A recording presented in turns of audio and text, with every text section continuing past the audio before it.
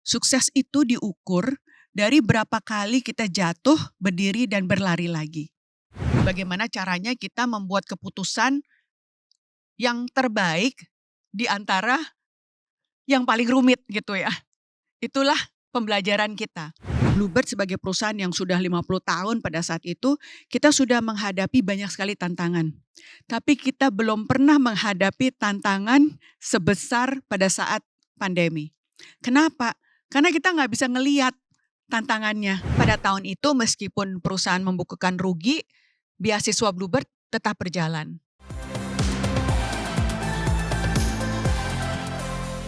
Jadi mulai 1 Mei 1972, almarhumah Ibu Mutiara Siti Fatimah Djoko Sutono mendirikan Bluebird dengan mempunyai suatu visi, yaitu kesejahteraan dari seluruh stakeholder.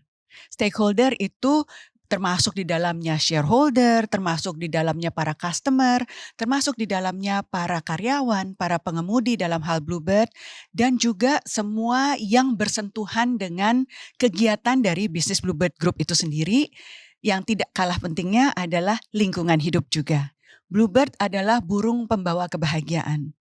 Tapi banyak sekali jenis kebahagiaan, namun pada saat itu almarhumah selalu mengingatkan kepada saya bahwa kebahagiaan yang paling utama adalah kebahagiaan untuk memberi. Nah, untuk kita bisa memberi, maka kita harus memiliki. Tapi kita juga harus ingat, memiliki itu bukan berarti hanya memiliki materi. Kita bisa memiliki ilmu pengetahuan yang bisa kita bagi. Kita bisa memiliki senyuman aja kalau pagi hari. Nah, itulah filosofi-filosofi yang saya pelajari dari pemilihan nama Bluebird itu sendiri. Nah, mulai dengan 25 kendaraan, Bluebird berkembang sehingga saat ini kami memiliki dan mengoperasikan lebih dari 30.000 kendaraan. Dan di dalamnya tentu saja ada sekitar 40.000 pengemudi dan karyawan yang bergabung di dalam keluarga besar Bluebird.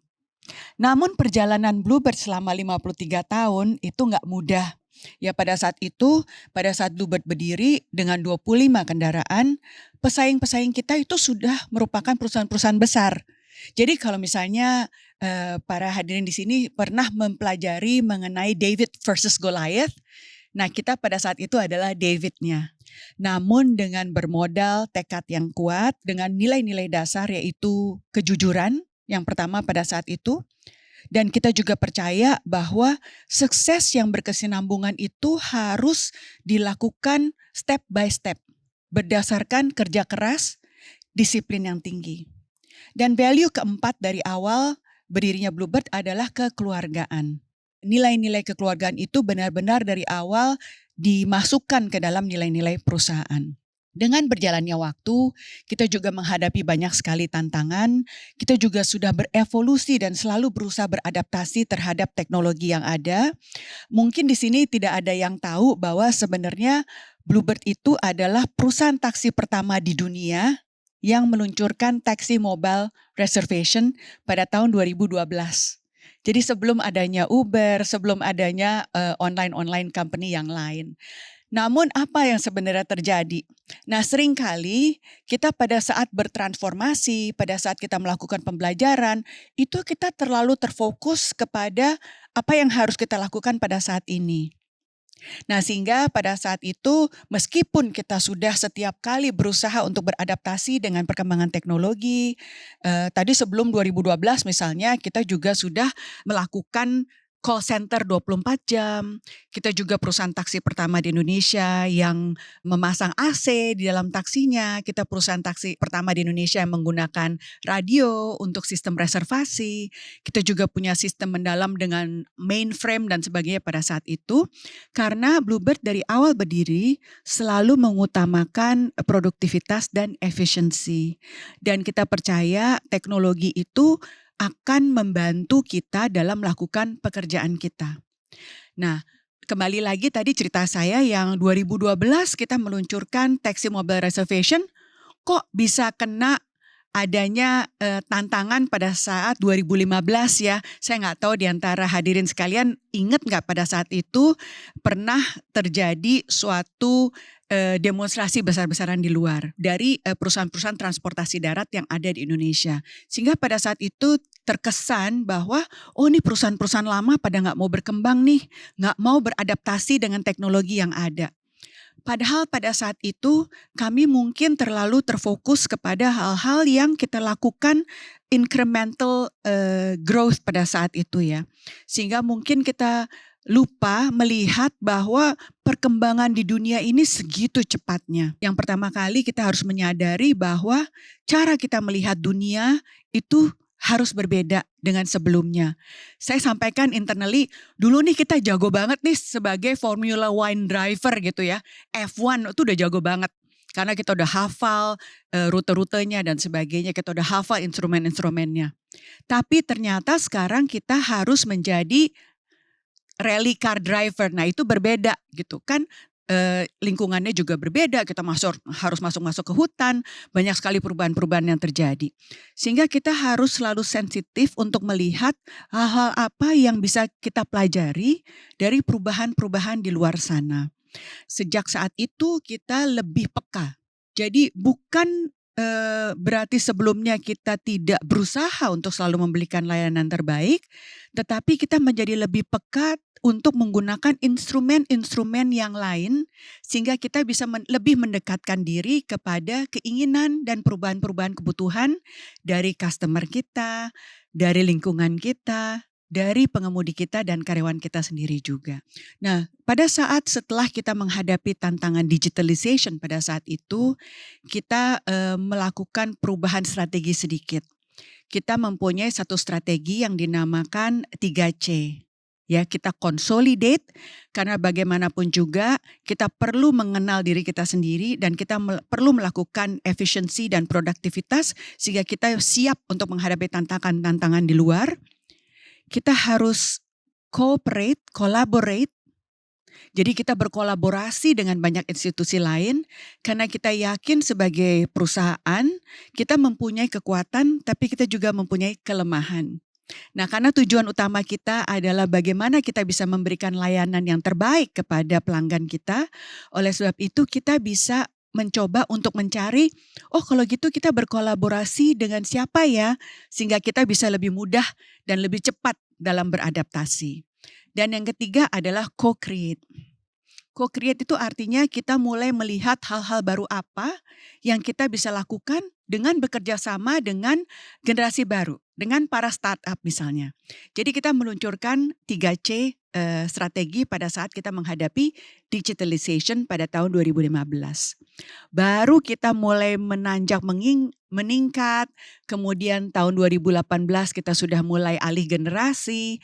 Tahu-tahu tahun 2020 kita terkena dampak pandemi. Bluebird sebagai perusahaan yang sudah 50 tahun pada saat itu, kita sudah menghadapi banyak sekali tantangan. Tapi kita belum pernah menghadapi tantangan sebesar pada saat pandemi. Kenapa? Karena kita nggak bisa ngelihat tantangannya. Ya kita tuh nggak kelihatan dan kita juga nggak tahu berapa lama nih akan terjadi. Sehingga kita juga perlu melakukan perubahan-perubahan. 4 nilai yang tadi saya sudah sebutkan, itu kita juga kembangkan. Semenjak saat itu kita berfokus terus kepada yang paling utama yaitu integritas tinggi. Tapi kita juga berfokus kepada terus meningkatkan kepuasan pelanggan. Kita terus melihat kepada potensi untuk growth mindset. Jadi hal-hal ini yang menjadi nilai-nilai dasar dari Bluebird. Pada saat kita ingin melakukan perubahan, kita jangan sampai kehilangan jati diri. Itu menjadi suatu hal yang sangat penting. Dan saya sangat bersyukur bahwa dari kecil saya banyak sekali belajar dari nenek saya almarhumah. Karena beliau itu bukan seorang pebisnis ya. Beliau itu adalah seorang pengajar sebenarnya. Jadi yang di-share kepada saya itu adalah nilai-nilai filosofinya. Bukan teknikal ilmu bisnisnya gitu. Jadi saya sangat bersyukur saya bisa mempelajari hal-hal tersebut dari beliau. Jadi beliau selalu menyampaikan kepada saya, sukses itu diukur dari berapa kali kita jatuh, berdiri dan berlari lagi. Ya, jadi setiap kali kita menghadapi tantangan, kita harus melihat itu sebagai suatu kesempatan untuk belajar, sebagai suatu kesempatan untuk bisa memperbaiki diri, baik diri sendiri maupun secara besarnya sebagai perusahaan kan. Tapi perusahaan itu kan semua juga harus dimulai dari diri kita sendiri ya. Nah, semenjak saat itu, pada saat kita tertimpa pandemi yang cukup berat untuk Bluebird, di mana revenue kita saya ingat banget waktu bulan Maret 2020 itu turun sampai 70%. Sehingga tahun 2020 secara keseluruhan, meskipun di Januari, Februari kita sudah mengalami peningkatan yang luar biasa, karena Maret itu langsung terjun bebas, sehingga 2020 kita mengalami penurunan sekitar 50% dari revenue. Dan pertama kali selama 50 tahun Bluebird berdiri, membukukan net loss. Ya, jadi pada saat itu kita benar-benar menghadapi tantangan yang luar biasa. Pada saat itu saya sebagai direktur utama, sebagai seorang CEO, dihadapi pilihan-pilihan yang sangat rumit. Tetapi saya ingat lagi gitu nasihat almarhumah, bagaimana caranya kita membuat keputusan yang terbaik di antara yang paling rumit gitu ya. Itulah pembelajaran kita. Nah, pada saat itu kita dihadapi beberapa pilihan sebenarnya. Apakah kita mau tutup aja gitu, karena kita nggak tahu nih udah rugi gimana caranya. Saya ingat sebelum almarhumah meninggal, beliau tuh berpesan, "Kamu harus ingat bahwa tanggung jawab kamu dan tanggung jawab seluruh manajemen Bluebird itu bukan hanya kepada shareholder, tapi stakeholder. Tanggung jawab kita adalah bagaimana caranya supaya seluruh pengemudi, seluruh karyawan itu tetap bisa survive dan berkembang bersama dengan Bluebird." Tapi kalian ngebayangin nggak ya kalau pada saat pandemi itu, di mana angkutan umum udah susah banget, kalau Bluebird pun ikut tutup, nggak ada perawat ataupun dokter yang bisa ke rumah sakit untuk membantu para pasien untuk bisa sembuh. Nah, itulah yang membuat kita selalu termotivasi, oke, dengan keadaan seperti ini karena kita juga masih dibutuhkan, kita harus berpikir keras bagaimana caranya. Nah, dan yang terpenting pada saat itu adalah kita harus memikirkan bagaimana kesejahteraan dari para pengemudi dan keluarganya dulu. Untungnya, karena saya ini orang Jawa jadi selalu untung, karena saya juga diajarin sama, nenek saya almarhum bahwa kita selalu harus melihat hal dari segala yang positif. Untungnya sebelumnya kita sudah memiliki program namanya Kartini Bluebird. Nah, Kartini Bluebird itu adalah pemberdayaan untuk para istri dan putri karyawan, sehingga mereka tuh diberikan beberapa kursus. Nah, pada saat pandemi, pengemudi kita tetap harus beroperasi, kan harus warung-warung semua pada tutup. Sehingga kita memberdayakan para istri pengemudi ini untuk bisa membantu memasak masakan untuk para pengemudi yang bekerja. Nah, jadi tuh semua tuh akhirnya terlihat bahwa kekeluargaan kita, kebersamaan kita, semua proyek-proyek yang dilakukan dari kita untuk kita itu sangat berguna pada saat kita menghadapi tantangan yang luar biasa seperti pada saat pandemi. Nah, untungnya juga kita juga mendapatkan dukungan dari pemerintah saat itu karena pengemudi kita masih harus beroperasi, maka kita diberikan kesempatan untuk mendapatkan, injection ya duluan sehingga kita juga bisa memproteksi, para pengemudi, sehingga tidak terpapar, virus pada saat itu. Dari situlah kita banyak sekali belajar dengan segala keterbatasan, bagaimana caranya supaya not only we need to survive, tapi kita juga harus bisa berguna untuk masyarakat. Nah, itu kita melihat apa, layanan-layanan yang kita bisa launching. Salah satunya adalah layanan khusus untuk membawa pasien ke rumah sakit. Layanan khusus untuk membawa pasien yang sudah sembuh untuk kembali ke rumahnya masing-masing. Layanan khusus untuk, melakukan pengiriman barang-barang. Karena pada saat itu meskipun kita nggak boleh keluar rumah, tapi kan kita juga perlu mendapatkan barang-barang untuk makan dan keseharian. Jadi kita launching yang namanya Bird Kirim. Nah, dari keterbatasan-keterbatasan itulah kita berusaha semaksimal mungkin. Namun saya ingat sekali pada saat itu, yang saya minta dukungan dari para shareholder adalah bagaimana caranya supaya Bluebird Peduli tetap berjalan. Karena saya yakin Bluebird Peduli itu adalah salah satu nyawanya, energi dari Bluebird. Sehingga pada tahun itu meskipun perusahaan membukukan rugi, beasiswa Bluebird tetap berjalan.